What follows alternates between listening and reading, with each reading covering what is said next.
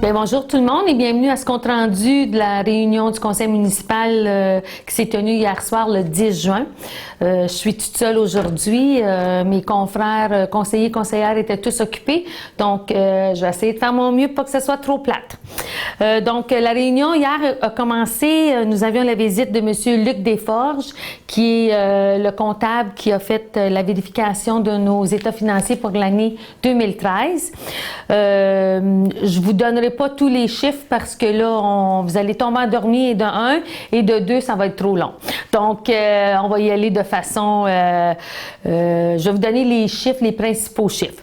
Donc, au niveau des revenus pour la municipalité en 2013, l'administration municipale, là, ce qui est les taxes, les services rendus, les ventes qu'on peut avoir fait, nous en avions pour 6 433 566, mais avec les cotes-parts, les transferts, donc les montants que l'on reçoit du gouvernement pour couvrir certains des projets que nous avions eus, donc les subventions attendues du gouvernement, nous en avions pour 732 000, pour un total des revenus de 7 165 609 $. Donc, au niveau des dépenses, les dépenses là, pour l'administration municipale qui est dans le fond le roulement régulier, là, payer les comptes, payer les employés, tout ce qui est les dépenses au niveau des loisirs, du transport, etc. Nous en avions pour 5 983 215, mais avec les autres dépenses, les prêts qu'on doit rembourser, les cotes-parts qu'on doit payer, etc. Le total de toutes les dépenses, c'est pour 6 909 540. Donc, à la fin de l'exercice financier, si on comptabilise l'amortissement des immobilisations, les montants affectés, etc., nous avons terminé l'année avec un surplus de 256 069 $. Le surplus, bon, il y a plusieurs choses qui peuvent nous amener à faire un surplus, soit que nous avons fait des dépenses en moins, que nous avons eu des revenus en surplus. Donc, à la fin de l'année, je pense que nous étions quand même en bonne situation financière avec 256 000 $ de surplus. Nous avons aussi... au niveau de, je vous avais parlé il y a quelques mois aussi au niveau du fonds de roulement, ou si on s'entend le fonds d'épargne, là, si vous voulez. À la fin de l'année, nous en avions pour 432 869 $. Donc ça, c'est un fonds de roulement qui peut servir à faire des projets. Par contre, de la façon que ça fonctionne avec les règlements fiscaux pour les municipalités, si on prend de l'argent dans ce fonds-là, on a 5 ans pour le rembourser. Donc, ceci étant dit, nous sommes quand même en bonne situation financière là, pendant en l'année 2013. Par contre, le vérificateur nous a donné aussi un petit peu un portrait de notre endettement à long terme au niveau de la ville au complet. Notre endettement complet, nous en avons pour environ un petit peu plus que 10 millions de $. Par contre, sur les 10 millions, nous en avons pour 5 millions auxquels nous avons des subventions qui vont nous être données par les différents paliers de gouvernement. Donc, notre dette est environ 5 200 000, là, les chiffres exacts, là, ils ne les avaient pas exactement à la sienne près, donc c'est vraiment 5 millions. Donc, ce qui veut dire qu'en 2012, notre taux d'endettement était de 3,60 $ par 100 $ d'évaluation. Donc, on ose peut-être penser que c'est pas beaucoup, sauf que la moyenne du Québec est 2,25 $. Donc, nous sommes un petit peu plus élevés que la moyenne du Québec, ce qui veut dire qu'on devra être très prudent là, avant de prendre des décisions de faire des investissements à long terme à nouveau. Donc, je pense que c'est important que vous le sachiez. Et ceci étant dit, souvent les gens ont la perception que la municipalité, nous avons des fonds illimités, que nous avons plein d'argent pour faire plein de projets. Ce n'est pas le cas. mais pas du tout. Et je pense qu'on va avoir besoin du support des citoyens et des citoyennes sur certains aspects dans notre municipalité. Je vous explique le fond de ma pensée. L'année passée ou l'année d'avant, nous avons installé le skatepark.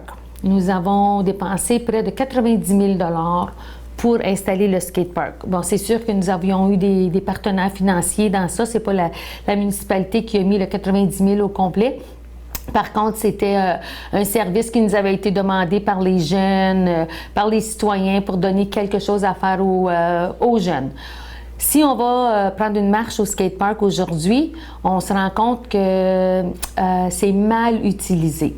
Il y a 2 semaines, les gens des loisirs, les travailleurs qui travaillent pour les loisirs, ont fait le grand ménage au skatepark, ils ont tout ramassé les poubelles, tout était un ménage de printemps, si vous voulez. Si on y retourne aujourd'hui, c'est vraiment épouvantable ce que l'on peut trouver au skatepark. Il y a de la poubelle partout. Pourtant, il y a des poubelles, mais il n'y a absolument rien dans les poubelles. Tout se trouve par terre. C'est vraiment... On a installé une clôture. L'année passée, à la fin de la saison, déjà, la clôture est en train d'être brisée.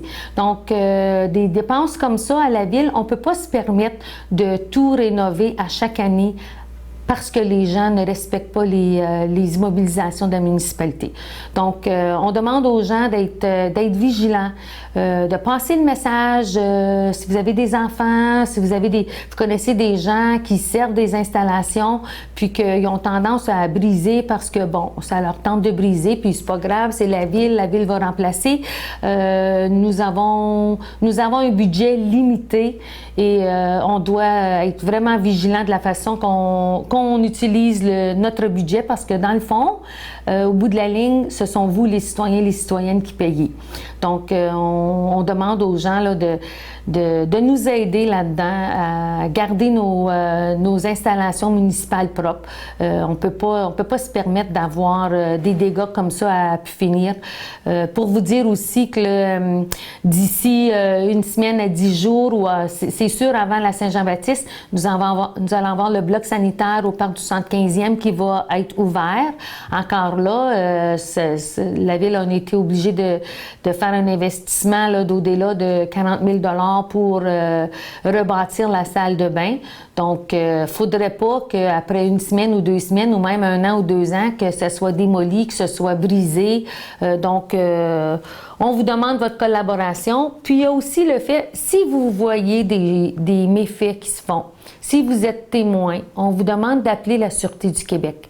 Nous avons rencontré le responsable du poste et puis il est ouvert si les gens voient des méfaits, d'appeler le 911 et de rapporter en toute confidentialité. Vous n'avez pas à dire votre nom, vous n'avez pas à dire votre adresse. Vous voulez simplement aviser qu'il y a des choses pas correctes qui se passent, peu importe où en ville.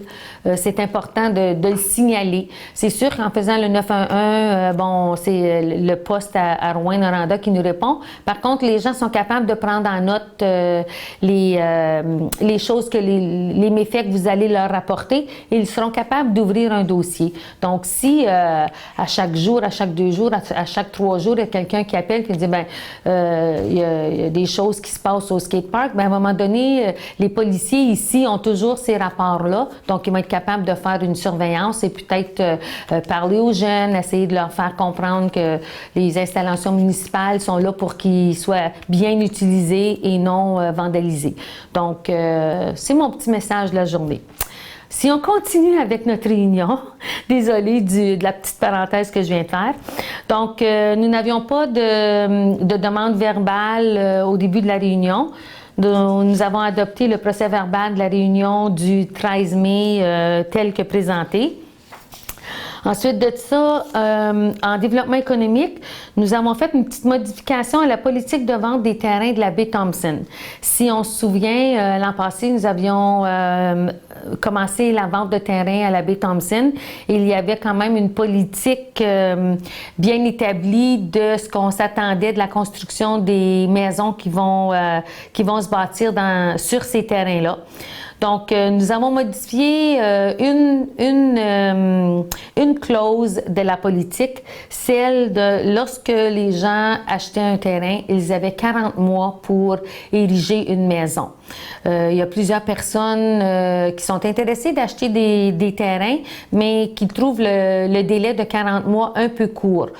Donc, nous avons modifié la politique et maintenant, même les gens qui ont déjà acheté des terrains vont pouvoir se prévaloir de cette modification. Les gens auront 60 mois, donc 5 ans, au lieu de 40 mois pour finaliser, là, implanter leur résidence, finir de bâtir leur immeuble.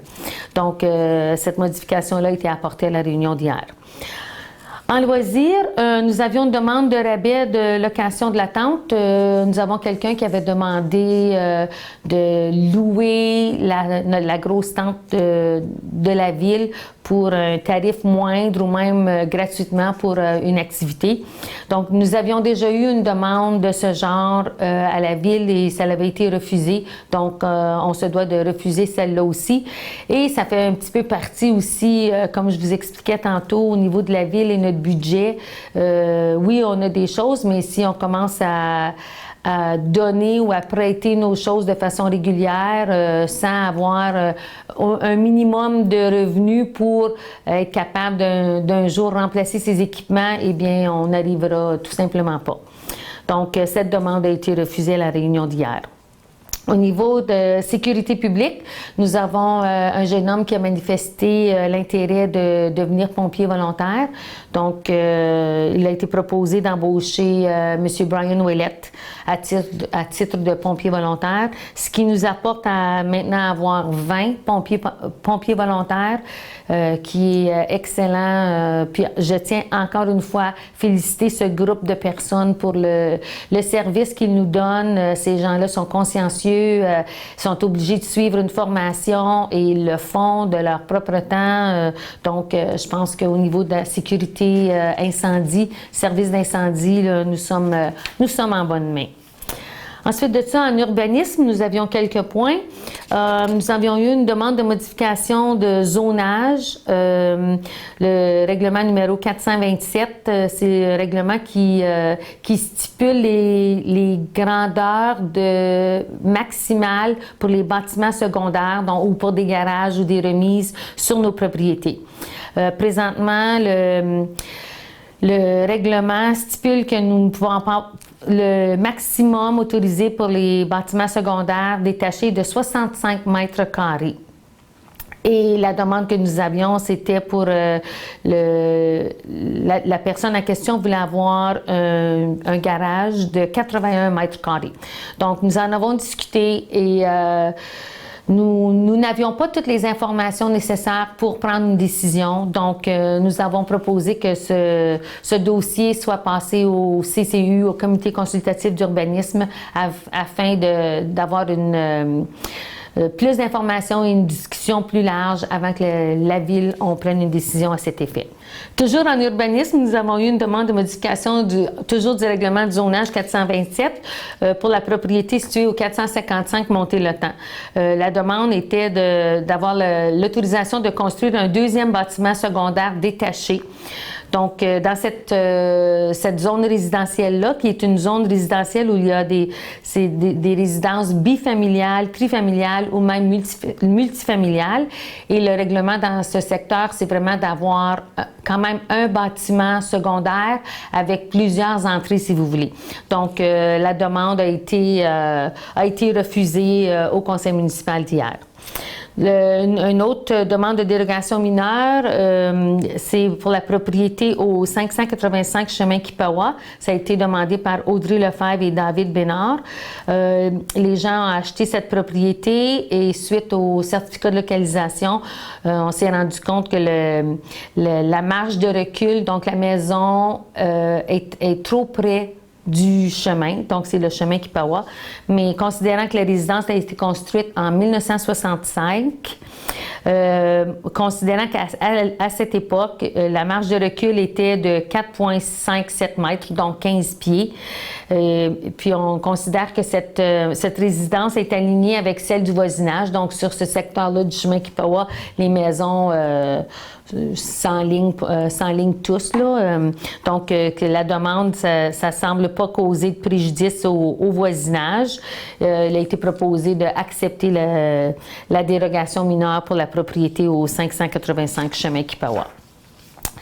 Nous avons aussi passé l'offre d'un promoteur pour le prolongement de la rue de la Falaise.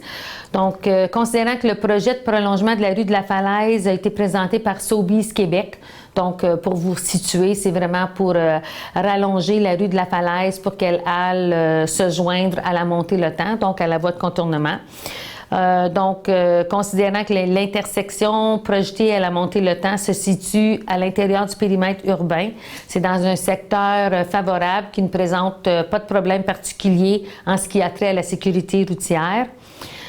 Considérant qu'une demande d'autorisation devait être présentée en Transport Québec pour l'aménagement de l'intersection à la montée Le Temps, considérant l'intérêt et le support de la Ville face à ce projet, évidemment, on supporte le projet de Sobeys pour l'épicerie IGA.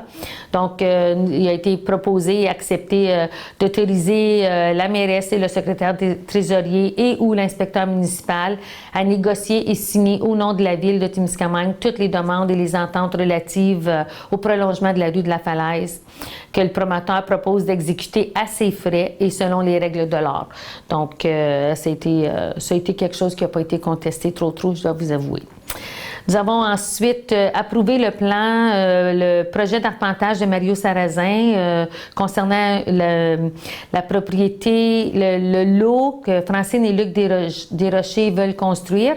Ils veulent acheter un lot sur la rue Lafare et le diviser en deux pour faire une résidence unifamiliale jumelée, donc un duplex. Donc, la Ville, nous avons accepté le plan projet de remplacement numéro 2463 de Mario Sarrazin, arpenteur géomètre, et d'autoriser la mairesse et le secrétaire des trésoriers à signer le plan cadastral lorsqu'il nous sera présenté. Nous avons aussi modifié la politique pour la vente des terrains sur la rue du Parc et rue Lafare. Il nous reste toujours 11 terrains à vendre dans ce secteur-là. Nous avons eu une demande de remplacer les bornes d'arpentage des terrains des rues du Parc et de Lafare. Juste pour vous remettre dans le contexte, ce développement résidentiel-là a été implanté il y a presque une quinzaine d'années. Si pas plus. Et à ce moment-là, les bornes ou les bornes de terrain avaient toutes été implantées. Sauf qu'au fil des ans, bon, pour toutes sortes de raisons, que ce soit qu'il y ait des travaux qui ont été faits sur les terrains ou les enfants jouent, peu importe, il y a des bornes qui ont été enlevées. Donc, quand on vend un terrain, les gens ont toujours intérêt à savoir il commence exactement où son terrain et il finit exactement où. Question d'implanter la résidence là, en respectant toutes les distances minimales à être respectées. Donc, étant donné qu'il y a plusieurs de ces bornes-là qui ont été enlevées, nous avons modifié la politique de vente des terrains. Dorénavant, lorsque les gens achèteront un terrain dans ce secteur-là, la Ville s'engage à s'assurer que les bornes vont être remises si elles sont absentes. Donc, ceci étant dit, nous avons modifié un petit peu le prix des terrains dans ce secteur-là. Donc, nous avons passé cette politique-là. Au niveau des travaux publics, étant donné que nous avons maintenant la nouvelle usine de traitement d'eau potable, nous avions à l'ancienne usine qui est ici à Lumsden une génératrice qui ne servait plus. Nous n'avions aucune utilité pour celle-ci. Donc, nous l'avons mis à vendre par soumission. Donc, nous avons eu 4 soumissionnaires. Et puis, nous avons opté de la vendre au plus haut soumissionnaire, qui est la municipalité d'Otter Lake, pour un montant de 10 101 $. Donc, nous avons autorisé le directeur des travaux publics à signer les documents relatifs à cette vente. Nous avons aussi, nous allons aller en appel d'offres pour faire l'achat d'un camion 10 roues. Comme vous savez sans doute, le 20 mai, notre gros camion 10 roues a pris en feu sur la route 101 en s'en allant à l'écocentre de Fabre. C'est une perte totale. Si vous avez vu les photos sur les réseaux sociaux, il ne restait plus grand-chose. Je pense que la seule chose positive qui est ressortie de ça, c'est que notre employé ne s'est pas fait blesser. Donc, pour ça, nous en sommes très reconnaissants. Donc, nous devons acheter un autre camion 10 roues. C'est un équipement qui est essentiel au département des travaux publics.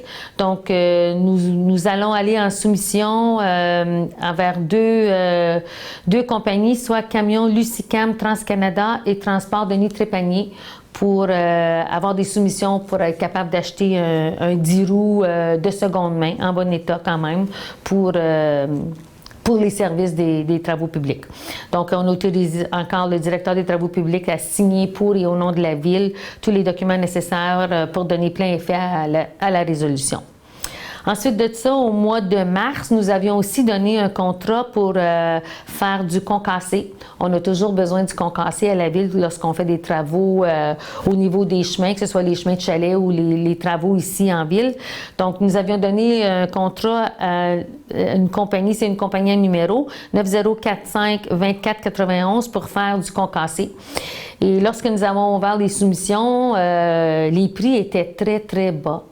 En tout cas, de cette compagnie-là, les prix étaient très bas. Donc, considérant que nous avons un tarif exceptionnel, nous allons demander à cette compagnie de nous faire 2000 tonnes de MG20 et 2000 tonnes de MR5 en surplus. Donc, on respecte quand même les budgets qui avaient été alloués, puis ça va nous permettre d'avoir un plus gros inventaire là, au niveau du matériel de concassé.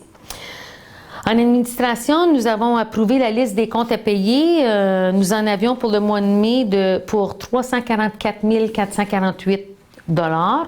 Donc, rien de majeur à spécifier dans toute la liste des comptes à payer. Donc, nous avons approuvé cette liste-là. Nous avons aussi déposé la situation financière au 30 avril. Donc, pour le mois, nous avions eu des revenus de 78 881 $ pour un cumulatif de 4 909 864 $. Et au niveau des dépenses, nous en avions pour 328 987 qui nous laisse un déficit pour le mois de 252 106 $ pour un cumulatif pour l'année de 3 387 000 $ qui, on prévoit toujours un surplus de 18 000 $ à la fin de l'année. Donc, on continue de vérifier le budget de façon très serrée là, afin de ne pas être trop exigeant envers vous, les contribuables. Ensuite de ça, nous avons eu une demande de l'association Place au Soleil. Comme vous savez probablement, cet organisme doit quitter les lieux qui sont situés au centre L'Envol avant la fin juillet. Ils étaient en recherche de local.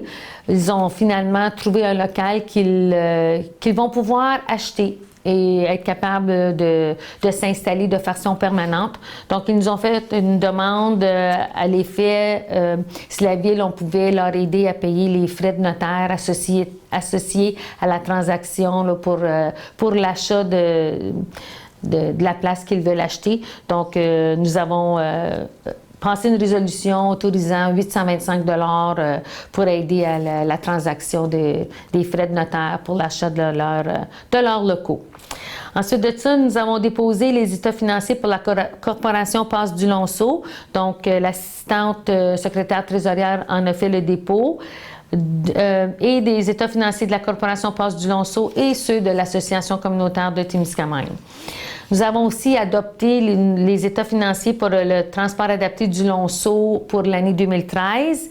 Donc, nous avons eu les derniers états financiers hier matin, donc nous avons été capables de les adopter hier soir.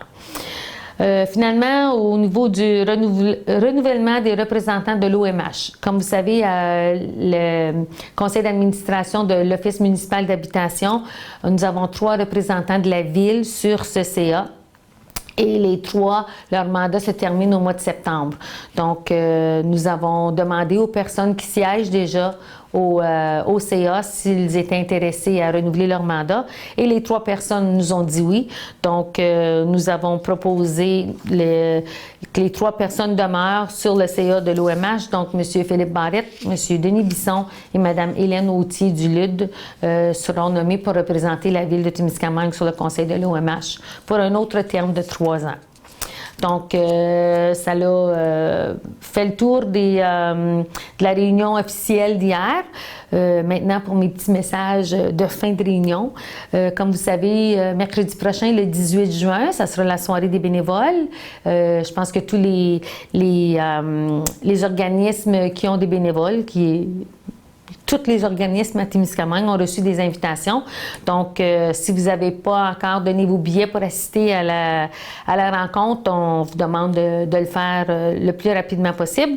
Je dois vous dire que moi, je n'y serai pas. J'ai quand même une rencontre de la MRC ce soir-là à Fugerville à 18h. Donc, je dois partir avant que les gens commencent à arriver. Par contre, le maire suppléant, M. Pierre Bérubé, sera là. Il fera la petite allocution.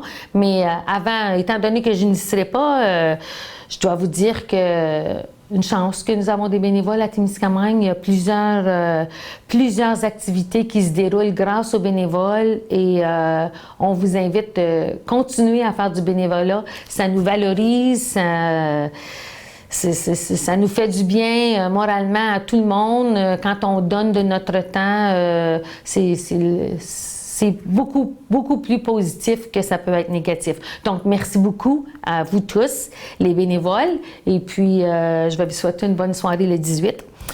Le 21 juin, c'est samedi le 21 juin, c'est la Journée nationale des Autochtones.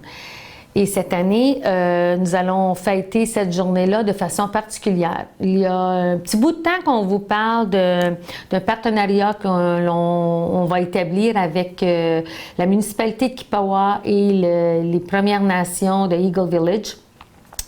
Nous allons signer une entente de partenariat qui stipule que nous allons mettre nos différences de côté, nous allons apprendre à mieux se connaître, nous allons travailler ensemble sur différents projets, que les projets soient à Eagle Village, à Kippawa ou à Témiscamingue. Nous nous rendons compte que l'union fait la force. Si on travaille ensemble, on est capable d'accomplir beaucoup plus que si nous travaillons individuellement. On se rend compte que dans notre secteur, le Témiscamingue Sud, comme les gens sont appelés à l'apporter, si on travaille ensemble, on va être capable de faire beaucoup plus que si on continue de travailler individuellement. Donc, samedi le 21, nous allons officiellement signer une entente de partenariat avec les trois communautés. Donc, nous allons en faire une fête communautaire. Ça va commencer de 10h à midi. Il va y avoir un déjeuner aux crêpes au Dôme à Eagle Village.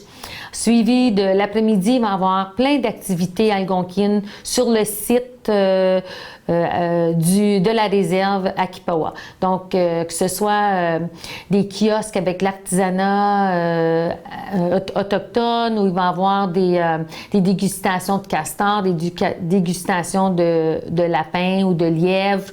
Il va y avoir, ils vont nous montrer ce qu'ils peuvent faire avec l'écorce de bouleau. En tout cas, plein d'activités de ce genre pendant l'après-midi. Et à 4 heures, ça sera vraiment la cérémonie protocolaire là, où on va signer l'entente de partenariat. Il va y avoir aussi un autre entente de collaboration qui va être signée, cette fois-ci, entre le Centre de santé, services sociaux, pavillon Témiscamingue-Kippawa et la Première Nation de Eagle Village. C'est vraiment là, question d'officialiser qu'ils vont travailler ensemble sur différents aspects services sociaux là, avec le Centre de santé de Témiscamingue. Et la journée va se terminer par un festin de poisson, un fish fry communément connu. Donc, on vous invite tout le monde de participer. Vous savez, une entente comme ça n'implique pas seulement les élus municipaux, mais ça implique toute la communauté, les élus, les employés des municipalités et les citoyens. En mettant nos connaissances en commun et nos projets en commun, je pense que ça va être bénéfique pour tout le monde. Donc, on vous invite à réserver votre journée du 21 juin. Venez fêter avec nous. Tout se passe sur les terrains de Eagle Village à Kipawa. Donc, il y a des billets en vente, que ce soit aux municipalités, ici au centre, au bureau de la réserve à Kipawa. 5 $ pour le déjeuner, 15 $ pour le souper. Donc, empressez-vous d'aller chercher vos billets et puis je pense que ça va être quelque chose de très positif pour notre secteur. Donc, ceci conclut notre rencontre d'hier soir. Merci d'avoir été là, puis on se revoit le mois prochain.